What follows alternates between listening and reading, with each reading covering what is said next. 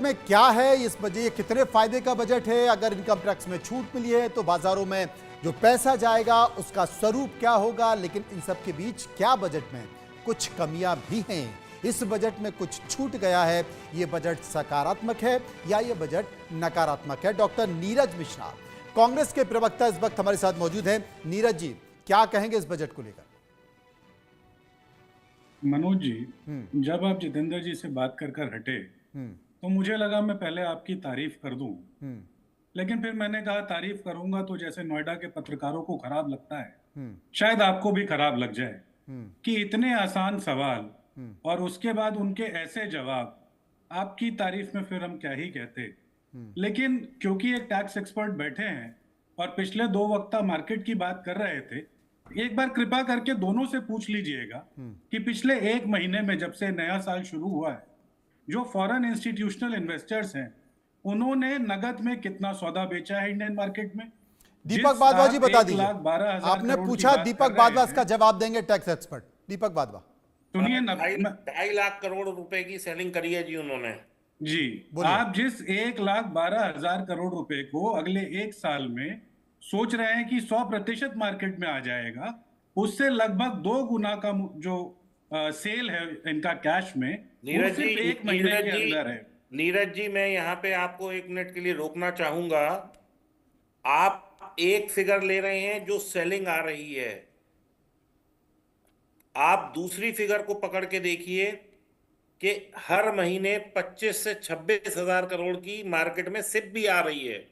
तो रिटेल निवेश कर रहा है, एफआईआईज निकाल रहे हैं, तो हम आत्मनिर्भर हो रहे हैं देश में। आवाज मिल रही है? बिल्कुल मिल रही है नीरज जी, बोलते जाइए। देखिए, वैसे तो मार्केट के ऊपर जो बहस करनी है वो हम बहुत व्यापक तौर पर नहीं, व्यापक नहीं है। आपने पॉइंट टू पॉइंट जो सवाल पूछा उसका जवाब भी पॉइंट टू पॉइंट मिलेगा। मेरे पास पूरा पैनल बैठा हुआ है। मनोज जी, मुझे लगता है कि जब सब एक ही दिशा में बात कर रहे हैं, मैं आपसे उम्मीद ये तो रख सकता हूं कम से कम वो पक्ष रखने देंगे जो देश की जनता के लिए जरूरी है। आपके सामने आपके टैक्स एक्सपर्ट ने क्या कहा कि 2.5 लाख करोड़ की मुनाफा इन्होंने बुकिंग की है, और जो एसआईपीज की बात कर रहे हैं, ये भी बिल्कुल निर्मला सीतारमण की तरह वो जो डिक्लाइनिंग ट्रैजेक्टरी है, जिसमें हर म्यूचुअल फंड हाउस ये कहता है कि हम लोग हर तीसरे महीने पर नए आदमी को जोड़ने से ज्यादा इस पर कोशिश करते हैं कि पुराना आदमी अपनी एसआईपी की जो उसकी इंस्टॉलमेंट है वो भर दे, और वो एक डिक्लाइनिंग ट्रैजेक्टरी में है। तो ये जो देश की सच्चाई है, इससे हम लोग कब तक आंख मूंदेंगे? और इस बजट के अंदर ये अच्छा है कि 12 लाख के ऊपर आपने टैक्स का एग्जेम्पशन दिया है, लेकिन क्या इसके साथ हम इन बातों को भूल जाएं कि इस बजट के अंदर अनएम्प्लॉयमेंट के बारे में कोई बात नहीं थी। इस बजट के अंदर इस बात पर किसी ने कुछ नहीं कहा कि अगर देश का युवा एग्रेरियन इकोनॉमी में जा रहा है तो वहां पर कैसे अंडर पेमेंट होती है। इस देश के अंदर एजुकेशन का बजट 2.60 से लेकर आज आप 2.5 पर आ गए। ट्रांसपोर्टेशन का बजट 11.28% से नीचे लाकर आप 10.83% पर चले गए, और आपके जो कैपिटल आउटलेज हैं वो पिछले साल और इस साल इररिस्पेक्टिव ऑफ द फैक्ट कि आपके बजट रिसीट्स बढ़े, आपने उसको नहीं बढ़ाया। इस देश के अंदर रूरल डेवलपमेंट की बात हो रही थी, पिछले बजट में प्रावधान था 5.51% का, और इस बार उसका प्रावधान 5.20% का। तो ये जो बड़े व्यापक सेक्टर्स हैं, जो बार बार आप विकसित भारत की बात कर रहे हैं, जो जितेंद्र जी से ही पूछ रहे थे कि कैसे 8% होगा, जवाब नहीं दिया आपने, उनसे दोबारा नहीं पूछा, तो वो जो विकसित भारत जवाब ले लें। नीरज जी जवाब ले लें, आपके बहुत सारे सवाल हैं, इसका जवाब मैं नहीं दूंगा, इसका जवाब जो एक्सपर्ट बैठे हुए हैं वो देंगे। एक बार दीपक जी कुछ कहना चाहते हैं, उसके बाद फिर मैं बाकी एक्सपर्ट के पास। दीपक जी संक्षिप्त में जवाब देखिए, क्या है, जब बाजार में पैसा आएगा तो डिमांड बढ़ेगी, डिमांड बढ़ेगी, कारोबार बढ़ेंगे, कारोबार बढ़ेंगे तो जॉब बढ़ेंगे ही बढ़ेंगे। देखिए, तो दीपक जी ये भी जरूर बता दीजिएगा कि कॉर्पोरेट टैक्स को 40% से कम कर जो 15 से 20 पर लाए, और जो पीएलआई इंसेंटिव्स दिए, उससे मार्केट में कितना पैसा आ गया, कितना जॉब एम्प्लॉयमेंट हो गया।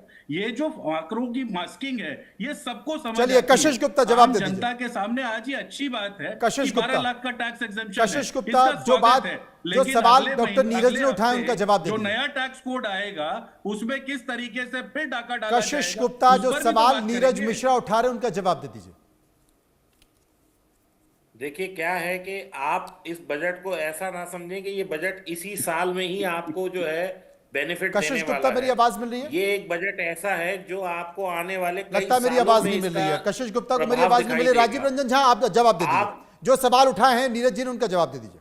देखिए, अब नीरज जी के हाँ, मैं सवालों का उसी का जवाब ही तो मैं नहीं जवाब दे दे रहा पाऊंगा। हूँ। आप सवाल पूछें, आप मैं ये जरूर देखिए जवाब दूंगा। 12 दीपक जी, लाख राजीव का जवाब कोई दे रहे टैक्स नहीं हैं। है। दीपक जी, राजीव जवाब दे रहे हैं जी। जी मनोज, आप सवाल पूछें, मैं आपके सवाल का जवाब जरूर दे नहीं, आप सकता नीरज हूं। जी का दे दीजिए, क्योंकि नहीं, नहीं, मैं वो बोलेंगे कि देखिए मैंने जो सवाल उठाया उसका जवाब नहीं दिया गया और ऐसे डिस्कशन नहीं होता, और मैं आपकी तारीफ करना चाहता था लेकिन अब मेरा मन नहीं कर रहा। तो पहले उनको संतुष्ट कीजिए। देखिए वो नहीं, नीरज जी को संतुष्ट नहीं, नहीं, मेरे लिए संभव नहीं नीरज जी है। आपको संतुष्ट करेंगे हम, आप संतुष्ट कीजिए नहीं नीरज जी। नहीं, मेरे लिए संभव नहीं है कि मैं कांग्रेस प्रवक्ता को संतुष्ट कर पाऊं या किसी भी पार्टी के प्रवक्ता को संतुष्ट कर पाऊं, चाहे वो भाजपा के ही प्रवक्ता क्यों ना हो। आप सवाल पूछें, मैं जरूर आपको संतोषजनक जवाब देने का प्रयास करूंगा। उन्होंने ये कहा है कि इस बजट में ऐसा कुछ नहीं है। तमाम सारे सवाल हैं जो उन्होंने उठाने की कोशिश की। रोजगार का जिक्र किया।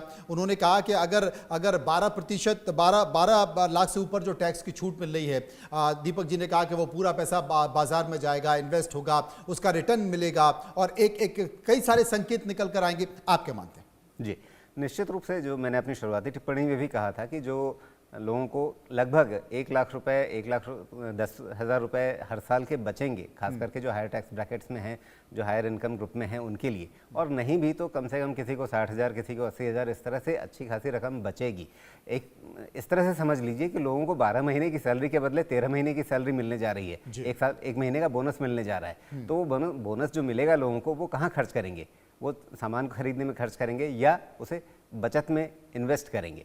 तो अगर वो इन्वेस्ट करेंगे तो भी अंततः वो पैसा बाज़ार के अंदर आता है। बाज़ार का मतलब आप समझे कि जो आप कुछ खरीदारी करने जाते हैं उस लिहाज से भी, या इंडस्ट्री में जाता है, बैंकिंग के माध्यम से जाता है। अगर आपने पैसा एफडी में भी जमा कर दिया, वो एफडी का पैसा कहाँ जाता है?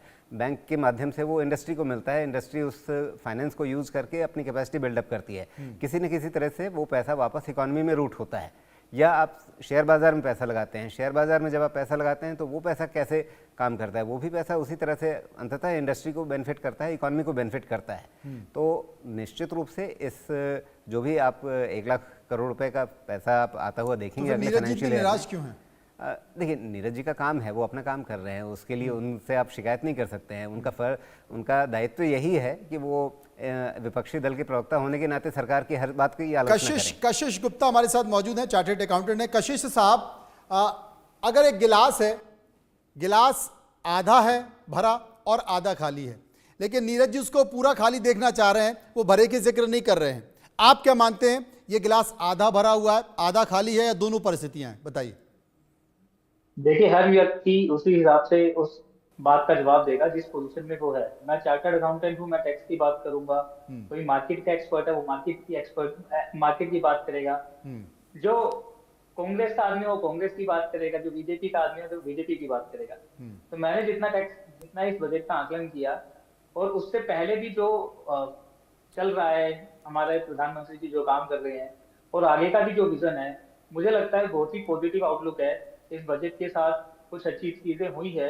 अगर पीछे भी देखें तो जो हमारे प्रधानमंत्री है वो ओवरऑल हर चीज का ध्यान रखते हैं। अगर आप देखें, डिजिटल डाटा प्रोटेक्शन एक्ट की बात भी चल रही है। जो हमारा डाटा है वो इंडिया से बाहर ना जाए, उसका भी ध्यान चल रहा है। अभी आज भी आर्टिफिशियल इंटेलिजेंस पर भी बात की है। इनकम टैक्स में सिर्फ लिमिट नहीं बढ़ाई, उसके साथ हाउस प्रॉपर्टी में भी एक एग्जम्पशन दी गई है कि आप 2 हाउस प्रॉपर्टी अब सेल्फ डिक्लेयर कर सकते हैं। उसके अलावा एमएसएमई का भी स्कोप बढ़ाया है। स्टार्टअप के लिए भी कुछ बेनिफिट्स आए हैं। आप सीनियर सिटीजन्स के लिए देखिए, सीनियर सिटीजन्स के लिए जो टैक्सेशन है, टीडीएस की जो दायरा है उसको 50,000 से बढ़ा के 1 लाख कर दिया गया है। इसके अलावा भी बहुत सारी चीजें हैं, जैसे कि टीडीएस, जो रेंट पे टीडीएस डिडक्ट होता था, 2,40,000 से उसकी लिमिट बढ़ा के 6 लाख कर दी गई है। तो बहुत सारी ऐसी चीजें हैं जो ध्यान देने वाली हैं। तो हमारा जो देश है एक फ्यूचरिस्टिक विजन के साथ आगे बढ़ रहा है, और उसी फ्यूचरिस्टिक विजन में आज का जो बजट है एक नया एपिसोड ऐड करता है। इसके साथ ही ये निर्मला सीतारमण जी का 8वां बजट था, और मुझे लगता है कि अब थोड़ा हम बेहतर होते जा रहे हैं। आज तक हमने हिस्ट्री में कभी नहीं देखा कि इतनी बड़ी टैक्स एग्जम्पशन की गई हो, कि सीधा 5 लाख का आपने अमाउंट बढ़ा दिया हो। 2.5 लाख था, 2.5 लाख से 3 लाख हुआ, 3 लाख से 5 लाख हुआ, 5 लाख से 7 लाख हुआ, और 7 लाख से सीधा 12 लाख। कोई भी उम्मीद कर रहा था कि 7 लाख से सीधा 12 लाख की छलांग लगाई जाएगी, और सैलरी क्लास के लिए तो ये 12,75,000 है। बस मेरी जो एक शिकायत है वो इस बात पे है कि हमने एलटीसीजी को, कैपिटल गेन्स को, शॉर्ट टर्म गेन्स को हमने इस दायरे से बाहर क्यों रखा है। अगर वो भी इसी दायरे में आ जाता तो मुझे लगता है कि और बेहतर होता। बाकी ये बजट जो है इसने बहुत मायनों में एक नया एपिसोड ऐड किया है, और मुझे लगता है एक फ्यूचरिस्टिक विजन है, आगे जा रहे हैं। बिल्कुल। और जो टैक्स को नए लेकर टैक्स कोड की बात भी है, कैपिटल गेन जब भी टैक्स नए को टैक्स भी कोड इस की दायरे बात से होती है, क्यों बाहर रखा, अगर उसको भी इसमें शामिल कर लिया जाता तो एक अच्छा संकेत निकल कर आता। 1997-98 में पहली बढ़ोतरी हुई थी हिमांशु जी, 5 लाख के ऊपर चिदम्बरम साहब ने 40% टैक्स लगा दिया था, और अब 12,75,000 पर आपको कोई टैक्स नहीं देना। नीरज साहब को अच्छा नहीं लग रहा? नहीं, मुझे बहुत अच्छा लग वो रहा तो है। उनके बारे में तो बोल दिया गया हाँ। कि वो अपना काम करेंगे, उनको अपना काम करने दो। मगर मैं एक रियलिस्टिक विजन देना चाहूंगा। एक आम आदमी, जो भारत का एक आम आदमी है, वो विश्व को किस नजरिए से देखता है, और उसके मुकाबले आज भारत जो जहां पर है उसको किस नजरिए से देखता है, वो मैं आपको बताना चाहूंगा। आज आप देखेंगे कि यूरोप में एक भी कंट्री ऐसा नहीं है जो 3% से ज्यादा के विकास दर से विकस रहा हो। फिर भी हमारा अपोजिशन आज, हम 6.7 पे है तो बोलता है 8 क्यों नहीं। देखिए, ये अच्छी बात है। विपक्ष होने की वजह से आप बोलोगे कि 60 ही क्यों, 80 क्यों नहीं, मान सकता हूं मैं। मगर वो विपक्ष जिसने कभी 35 नहीं लाए अपने दौर में, वो जब बात करता है ना 80 क्यों नहीं, तो वो खटकती है। ये ऐसी बात है, जब कोरोना के वक्त पे हमारा वैक्सीन डेवलप हो रहा था, तब हमारे विपक्ष के कई नेता थे जो कहते थे हम फाइजर का वैक्सीन ही लेंगे, कोवैक्सीन की बात नहीं करते थे वो। मैं ये बजट से क्यों ये कर रहा हूं, क्योंकि आज बजट के अंदर कैंसर की दवाओं के ऊपर बहुत कुछ कहा गया है। विपक्ष को यह चीज समझने की जरूरत है।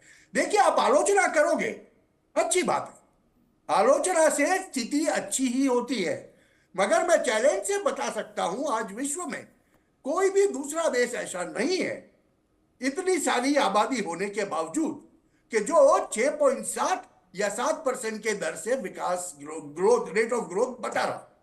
अभी ऐसी स्थिति के अंदर आप तो बोलोगे, ये तो आपका फर्ज है, आप विपक्ष में बैठे हो, कि निराशाजनक बजट है। हाँ, निराशाजनक ही होगा, मगर ये बात याद रखिए, नरेंद्र मोदी जी ने संसद में इस वक्त जाने से पहले बता दिया था, क्या इस वक्त ये पहला सत्र है जहां पर, वहां बहुत अंदेशा मिल गया था जब उन्होंने ये सेंटेंस कहा ना, कि इस वक्त बाहर से कोई उंगली नहीं हुई। उनका कहने का मतलब बहुत कुछ था, और उसी वक्त समझ में आ गया था कि ये बजट जो है ना, हिमांशु जी, आपकी बातों पर नीरज जी से जवाब ले लेते, कुछ कहना चाहते हैं डॉक्टर नीरज? मनोज जी, सबसे पहले तो मैं ये कहना चाह रहा था कि आंख बंद करने से अगर रात हो जाती